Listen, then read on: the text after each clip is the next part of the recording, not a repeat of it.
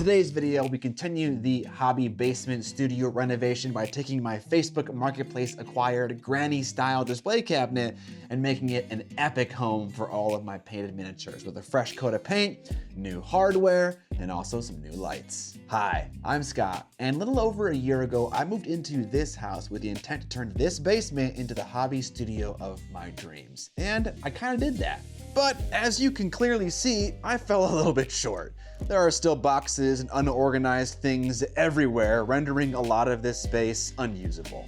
Now, we don't need to exactly get into why I'm a lazy piece of garbage, but today's project that I'm dubbing the Granny Update will actually sort out a lot of mess in this basement.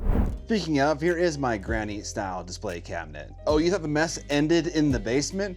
Oh no, it's in the garage too. This thing is in the garage because it weighs a ton and also is very large. There's quite a wicked 90-degree turn in the stairs down to my basement. And another one that goes left and right at the bottom of the stairs.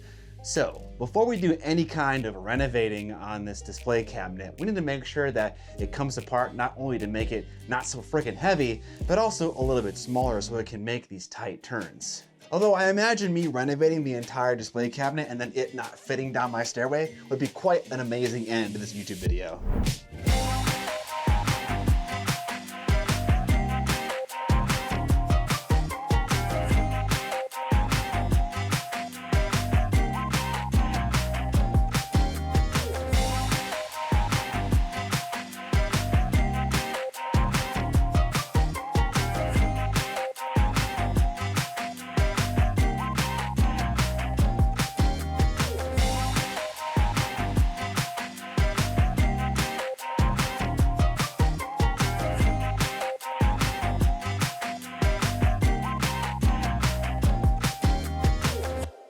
As you can tell by my Tusken Raider inspired celebration, this thing comes apart. Now with the display cabinet in pieces, I can bring it into my backyard and begin to clean it down to remove all of the residue left behind by years of use. And then I can sand it with 220 and 320 grit sandpaper. And I can use other tools like a card scraper to reach into all of the difficult to get to spots. This is a granny cabinet after all, and granny style is predicated on having lots of trim and crown molding style detail. So gotta get into all the nooks and crannies as best as I can. With the surface scuffed and sanded, I can also then clean it off with soap and water and also a tack cloth. While I work on that, let me tell you about today's sponsor, and that is the Woodworkers Guild of America, your online resource for woodworking instruction, ideas, and information. If I can be totally honest, I've been putting off refurbishing this display cabinet for a very long time. As you may remember, I purchased this cabinet years ago while I was still in my office space. It was great timing for the Woodworkers Guild of America to come along to inspire the confidence to get this done. Resources like George Von Driska's great finish tips using an HLVP sprayer and how to patina brass hardware could have been excellent videos to help me with this process. In fact, George has several videos featuring HLVP sprayers that I probably could have benefited from watching before brazenly reading the quick start guide and letting it rip, like you will see later in this video. The WWGO has all sorts of videos to help hobbyists level up in the workshop, like George's Build a Shop Table to create a super sturdy desk that hobbyists can paint at, or the classic tool chest video to make a personalized case for hobby tools when you need to travel. The beauty of videos like this is that they give you the skills to build whatever you want, whether it be shelves to hold hobby supplies or any custom need you can think up. It's kind of like a superpower to be able to create something from raw materials, and it's a skill that I've always admired. The best part of this partnership with the WWGO is that the first 1,000 people watching this video to use the link in my description will get a full year of premium membership to the Woodworkers Guild of America for $1.49. This offer is valid for new members only. That is an incredibly cheap price to unlock masterful advice. Thanks again to the Woodworkers Guild of America for sponsoring this episode. Now let's get back to working on my display cabinet. Every surface has been scuffed I've blown off a lot of the dust with my leaf blower, as you saw, and now I'm going to hit everything with a tack cloth before spraying on my first layers of primer. All right, and with the tack cloth done, it is now time to paint. And as we all know in the world of miniature painting, if you want to get stuff done fast, you resort to the airbrush. So I figured we'd do that here as well. But not this kind of airbrush. This kind.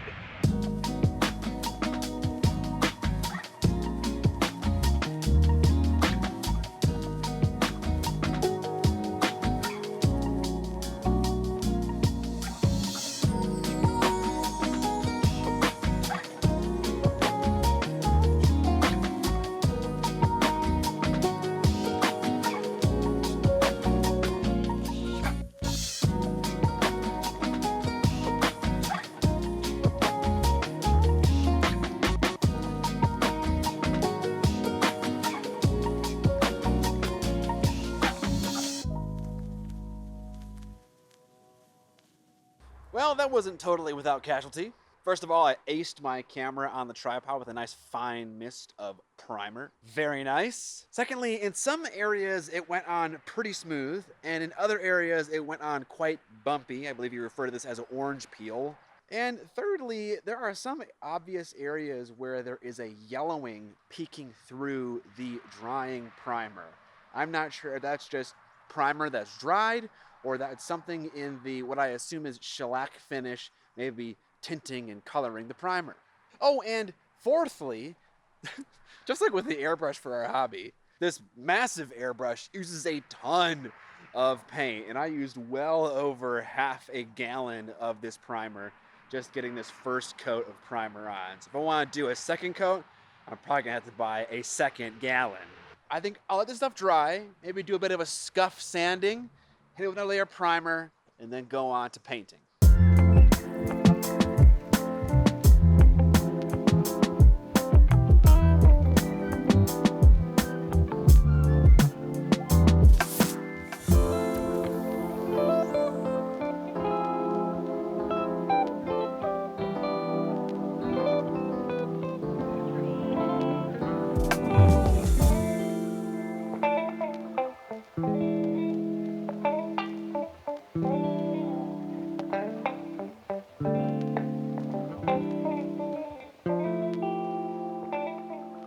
Okay, after the first layer of primer, I've filled tiny little holes that are now visible, that the wood is no longer brown, but now stark white.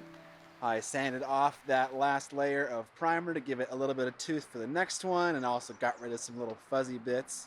And I wiped everything down with sponge and water to make sure it's mostly dust-free. I say mostly dust-free because it's quite windy back here, which is nice for the breeze, but the unfortunate part is that I am underneath a tree in the backyard, which means that leaves are getting blown onto my still wet display cabinet. There might have been a bit of a problem on that first layer of primer also, I'm realizing, while sanding the first coat.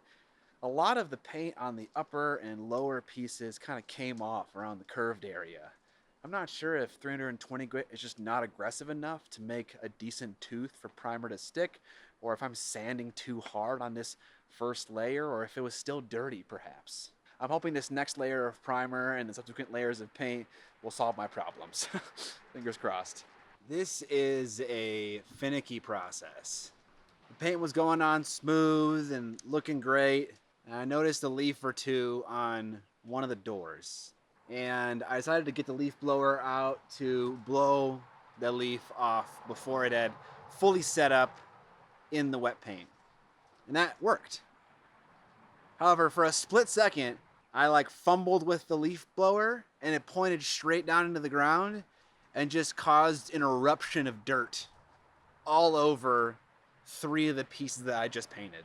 Getting a setback like this with a project that, has multiple stages where you have to paint, wait for the paint to set up and sand it and paint it again and then paint it again and paint it again. It's just such a massive setback to be the one causing your own problems, The best part of this is it's gonna rain at 5 today and it's 2 right now.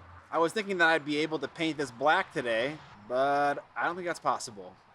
Thankfully, I have my fuzzy helpers here with me in the backyard, making sure that I stay on track. If you're a fan of dogs and mini painting, make sure to check out this awesome shirt I have on my web store, Miniac.co. Well, after yesterday's catastrophe, I decided to set up all my stuff in the front yard. There's very little flat ground on my yard that isn't under a tree, but at the very least, this tree has massive leaves that fall far less frequently. I began the day by doing a mixture of wet sanding and normal sanding to get a nice smooth finish, get rid of all that dirt that I accidentally sprayed onto my display cabinet doors. I did some tack clothing and I sponged some things off to make sure everything was nice and clean and smooth. And then I had to solve another problem. The doors have to paint on both sides, and it's hard to flip one over when one side is wet. So I took some scrap wood and fashioned a stand so I can hit both sides at the same time and they can dry simultaneously, saving me a round of waiting. Furthermore, I don't have to use any of those weird little paint corner things that are always causing little divots in the finish because they're just so pointy and sharp. Now that we're all set up, let's finally apply that black paint.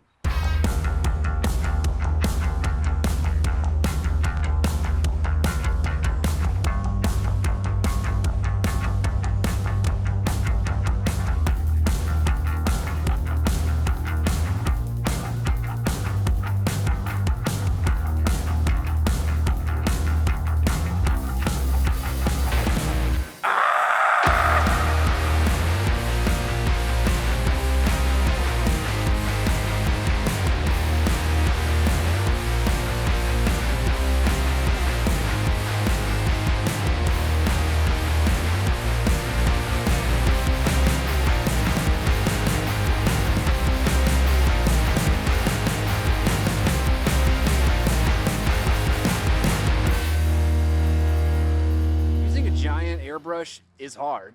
I'm having the exact same experience with this tool that I did with a mini painting airbrush. The promise that I understood was that it would go on fast, which it does, and smooth, which it sort of does and sort of doesn't. Sometimes I'm able to get it really smooth, and other times it's bumpy. I don't know if my strafing runs are too fast or too slow, or if I'm applying too much paint. And I'm learning things like, oh, I should paint the bottom of the cabinet last because as I am working upward, sweat is dripping out of my gloves and onto the bottom, disturbing the still wet paint. Oh, and there's also still constantly crap falling on the still wet paint, so that problem is not solved. Good news, I easily solved that problem by doing another round of wet sanding and painting, but whenever I finished a part, I stored it in my garage, and everything came out pretty close to perfectly. While that paint sets up, let's work on the lights. I found some lights at Home Depot that fit the hole in my cabinet perfectly and wired them up similar to the last lights with an extension cord to an outlet providing the power and the two lights wired in parallel. The trim on the lights was white, so I taped off the LED portion in the middle and cleverly installed them in a cardboard box to let me spray paint them.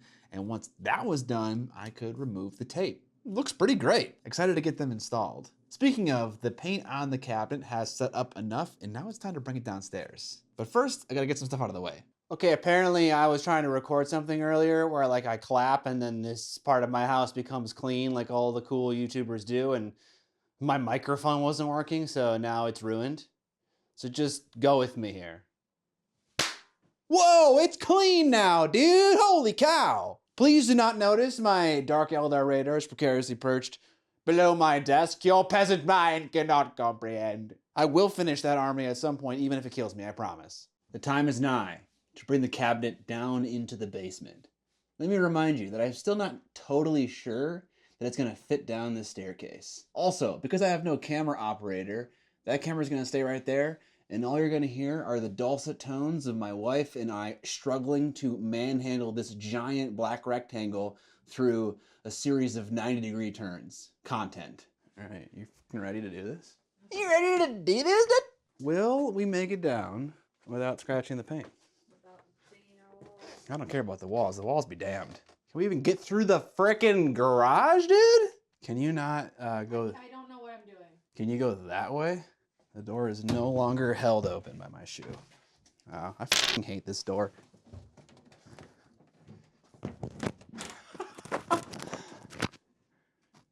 How? Oh!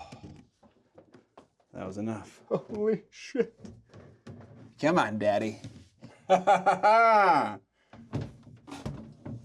we're clear. You got to Oh, go out, go out. This is the obstacle course of furniture moving. Clear it. Come on, baby! You need to go down one. Wow, okay. First 90-degree turn, conquered. This one seems easier. Oh, second 90-degree? Yeah, but aren't we going to have to lay it down because it's too tall? We are. Oh, good. I'm officially touching the basement ground. 2 of 3. Now, I think I have to open the door here, eh? My left? I can't turn, really? You need to maybe turn slightly. Oh, yes. Oh, all that work was not in vain. It fit down here, dude. We did it.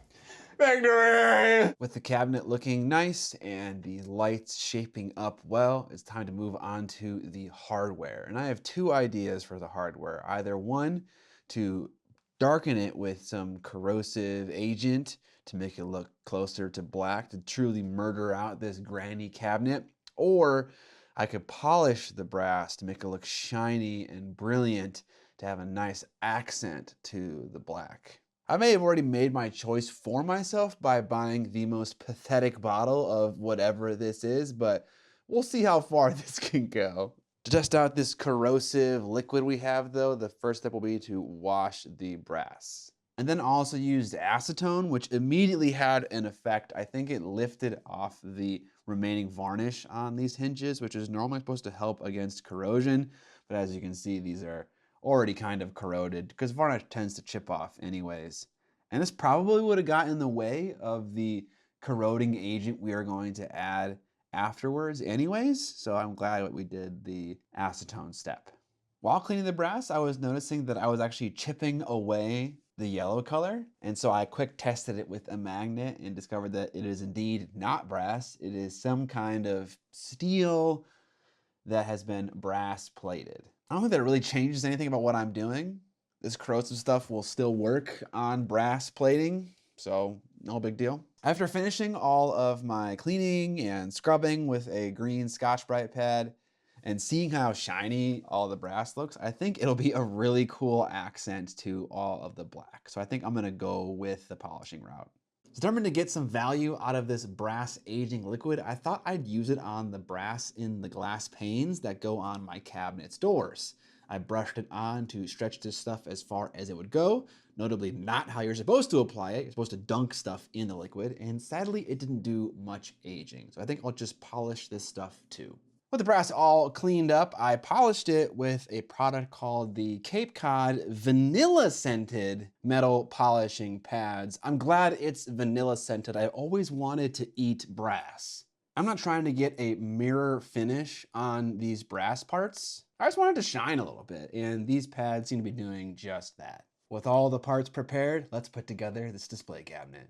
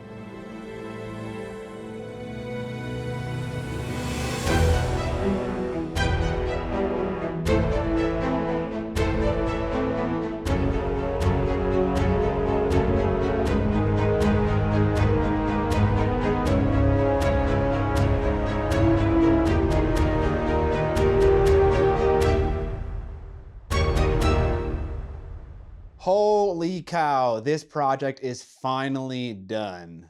On paper, this does not seem like a complicated job. I painted it, polished the hardware, and put in new lights. But my gosh, this was all sorts of new skills that I've never tried before, and it was really a test of patience. It's not perfect, but it's done, and I can't stress the amazing feeling of having a display cabinet in your space. Just being able to walk by this thing and look at my, most of the collection of painted minis that I still have and own. It's just an incredible feeling, just be able to see it. It just fills you with a sense of pride.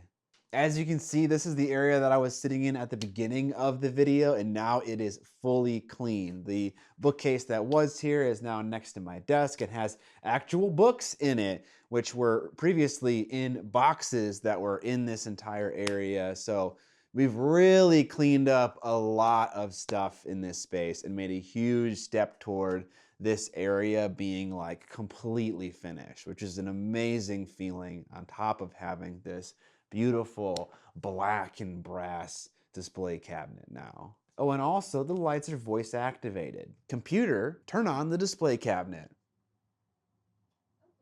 Bing! I love that trick. That never gets old, seriously. If you're into refurbishing an old display cabinet you found on Facebook, because honestly, the price of new display cabinets this size is insane, absolutely insane. Make sure to check out some of those videos on the Woodworkers Guild of America. Seriously, if you haven't signed up ever, it's $150 for the entire year. And that gets you all sorts of wonderful information that will help inform how you can refurbish a cabinet like this and maybe not struggle as much as I did. If you like this video and you like seeing the studio take shape, I have another video where I moved in and set up my whole painting area, which you can check out. I'll have that link down in the description below. If you like the channel and you want to support it, there are a number of ways that you can do that. All things are also linked below. Most notably, my web store, Miniac.co, where you can pick up a bunch of cool products like my cutting mat or my brush coffin, which is a storage box for paintbrushes and other similar shaped tools. You can also pick up some of my miniatures. I have wood elves in 32mm and 75mm. I have a bust that is limited edition and almost sold out called the Cheerleader. I have a vampire 75mm model. And all of the 75mm models have a masterclass course associated with them that teaches you not only how to paint the model, but also all the skills necessary to paint the model. I would say they're half theory and half application. So truly a masterclass course, not just some guy sitting and talking while he is painting about the model. It is a fully comprehensive experience. You can also support me on Patreon, where you get access to my Discord, amongst other benefits. You can also buy the hobby tools that I recommend with my Amazon affiliate links. Links down in the description below. And that's about it. Subscribe today! And most importantly, don't forget to paint